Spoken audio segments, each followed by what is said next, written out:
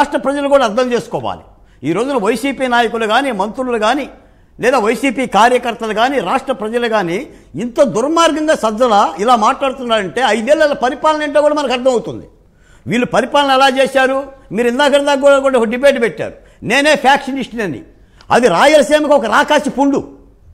ఫ్యాక్షనిజంతోనే రాయలసీమ అట్టుడికి పోయింది, నీళ్లు లేకుండా చేశారు. అంటే ఈ విధంగా ప్రజాస్వామిక ప్రక్రియని ఈ విధంగా ఎగతాళి చేస్తున్న ఈ నాయకుల యొక్క నైజాన్ని అర్థం చేసుకోవాలి.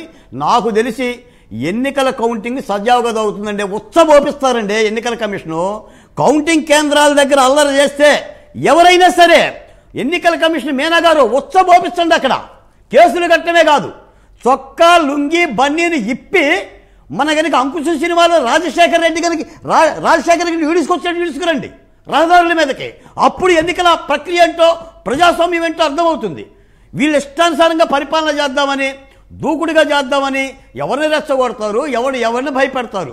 ఈ రోజున వెంకటకృష్ణ గారు రైతుకి వర్షం వస్తుందో లేదో వాతావరణ కేంద్రం చెప్పనక్కర్లా. ఈ రోజున ఆంధ్రప్రదేశ్లో మార్పు జరుగుతుందో లేదో రైతుగా ఓటర్లుగా మాకు అర్థమైపోయింది. ఆకాశంలో వర్షగుడి కనిపిస్తుంది, ఇంద్రధనుసు కనిపిస్తుంది. తప్పనిసరిగా ఓటర్లు మార్పు చెందారని చెప్పేసి ప్రతిపక్ష పార్టీకి అర్థమవుతుంది, అధికార పార్టీకి అర్థమవుతుంది, పోటీ చేసిన ఎమ్మెల్యేలకు అర్థమవుతుంది. ఈ రోజున అందుకని ప్రజాస్వామిక ప్రక్రియలో ఎన్నికల కమిషను చీల్చి చెండాడాలనేది మా మనవే. ఎందుకంటే లేకపోతే ఎన్నికల ప్రక్రియ మీద కూడా గౌరవం పోతే అసలు వ్యవస్థ మీద గౌరవం పోతుంది.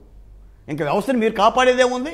ఒక భారత రాజ్యాంగం 75 ఏళ్ళుగా ఉన్న భారత ప్రజాస్వామ్యంలో దేశవ్యాప్తంగా జరుగుతున్న ఎన్నికల ప్రక్రియలో అరే బీహార్లో ఈవీఎం పగలగొడితే బీజేపీ ఎమ్మెల్యేని అరెస్ట్ చేశారండి.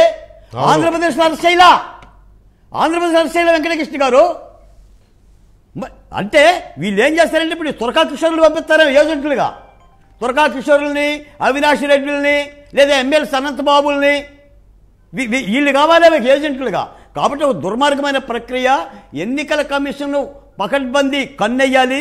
ఇలాంటి వ్యాఖ్యలు ఎందుకు చేస్తున్నారు? దీని వెనక ఏమైనా గూడు పుట్టాన్ని ఉందా? నాకు అదే ఆందోళన కలుగుతుంది.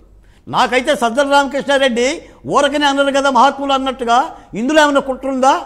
రేపొద్దున కౌంటింగ్ ఆఫ్ చేస్తారా? పోస్టర్ రాద్ధాంతం పెట్టుకొని లేదా